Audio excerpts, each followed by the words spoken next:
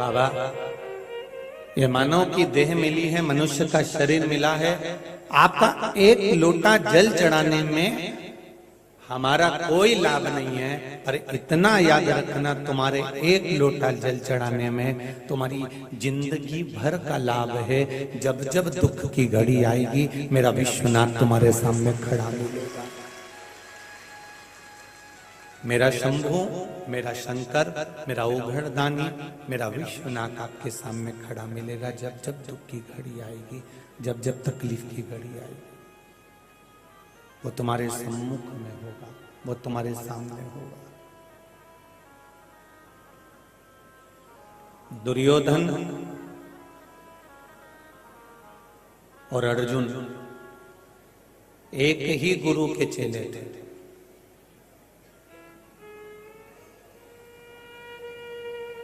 होता है,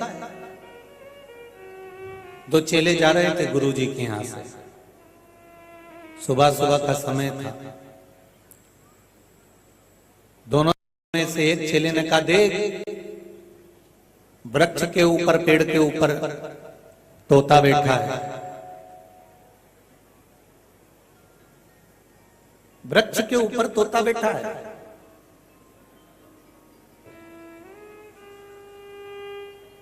अपने गुरुजी ने कहा था, जब सवेरे उठते से ही कहीं के लिए भी जाओ और तोते का दर्शन होता है तो खीर, मीठा, मिठाई खाने को मिलती है।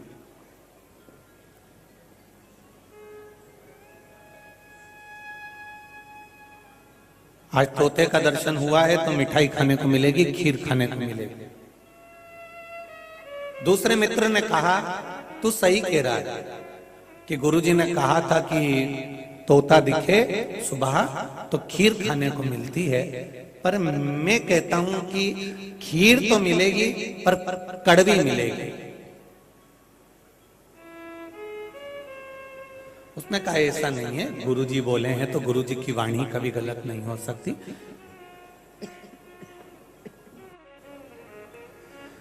गुरुजी की वाणी कभी गलत नहीं हो सकती, खीर तो मिलेगी, चाहे कुछ भी हो, खीर जरूर मिलेगी। दोनों चले, आगे बढ़े और एक यजमान मिले और उन्होंने कहा, ब्राह्मण देवता आप मेरे यहाँ प्रसाद खाने चलिए, आज हमारे यहाँ चतुर्थी का उद्यापन है।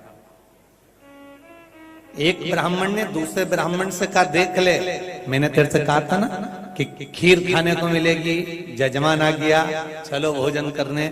और दोनों जब भोजन करने बैठे, पूड़ी, सब्जी, भुजिया सब आ गया, साथ में खीर भी आई।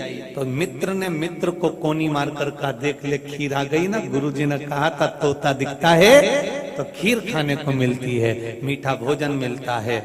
अब दोनों ने जैसे मुंह में खीर ली तो खीर इतनी कड़वी कि दोनों ने उठकर कुल्ला करा।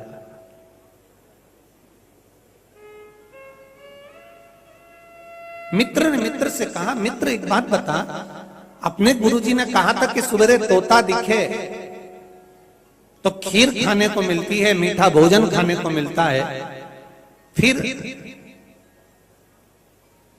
ये खीर कड़वी कैसे हो गई? तूने कहा था कि कड़वी खीर मिलेगी, तू इतना विद्वान कैसे हो गया? उसने कहा, गुरुजी ने तोते को कहा था कि तोता दिखे तो मीठा भोजन मिलेगा, पर तोता नीम के पेड़ पर बैठा था, इसलिए मैं समझ गया कि खीर कड़वी मिलेगी। ये निश्चित था।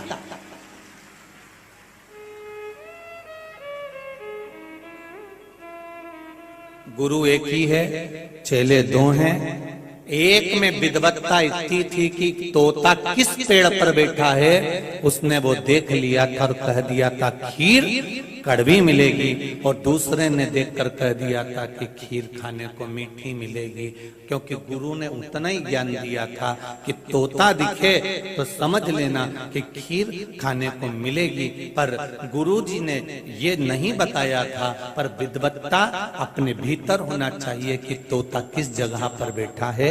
जैसे पहले आपको कहा कि मक्खी किराने की दुकान पर साबूदाने पर जाकर बैठ जाए, उसको तुल जाए, मक्खी की कोई कीमत नहीं होगी। मक्खी सब्जी के तराजू पर जाकर बैठ जाए, मक्खी की कोई कीमत नहीं होगी। पर वो मक्खी अगर सोना तुल रहा है और सोने के ऊपर जाकर बैठ जाए तो मक्खी भी 5000 की हो जाएगी। ये बैठने की जगह पर मालूम पड़ता है कि वो बैठ कहां रही है,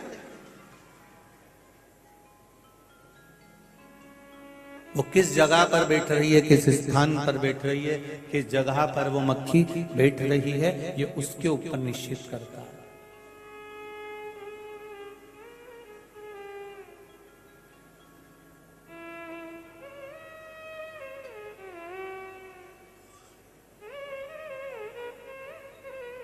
दुर्योधन और अर्जुन ये दोनों एक गुरु के चेले हैं, एक ही गुरु की।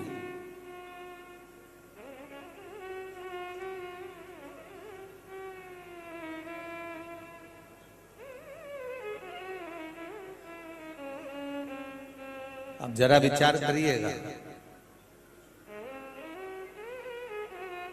एक हार रहा है और एक जीत रहा है। कारण क्या है? क्योंकि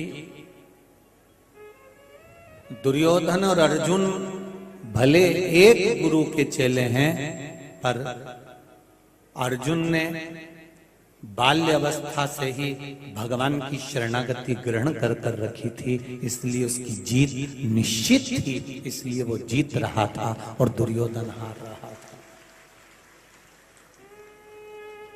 अर्जुन जीत रहा है, दुर्योधन हार रहा है, क्योंकि गुरु भले एक हो पर उसकी शरणागति का सुख, उसकी शरणागति का स्मरण क्या है। क्यों कहते हैं आपको कि आप यहां तक शिव महापुराण की कथा कहती है कि शंकर जी के मंदिर में भी नहीं जा सकते, तो शंकर जी के मंदिर के सामने से भी निकल कर चले जाओगे, शिव के द्वार से भी निकलकर चले जाओगे, तो फिर किसी द्वार पर जाने की जरूरत नहीं पड़ेगी, फिर सीधे शंकर की चौखट और बैकुंठ का द्वार ही मिलेगा। ये निश्चित है।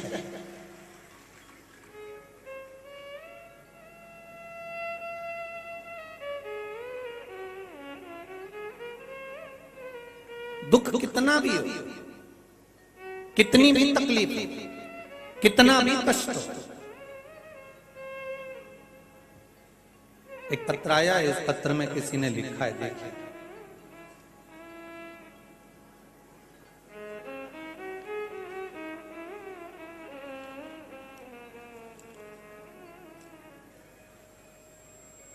और यदि आपके घर से, आपकी दुकान से, आपके व्यापार वाली जगह से आप कहीं निकल कर जा रहे हैं, मंदिर अगली गली में है और मौका मिल जाए कि हम मंदिर के द्वार तक भी नहीं जा पा रहे हैं, तो मंदिर के शिखर का दर्शन कर लीजिए, उसमें भी आपका कल्याण निश्चित है, उसमें भी आपका कल्याण निश्चित है। आप उसका दर्शन करें।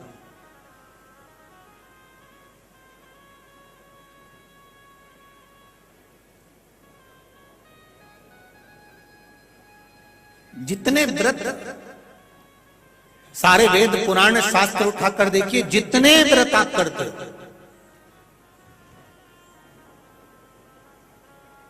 जितने व्रतों को आप धारण करते हो,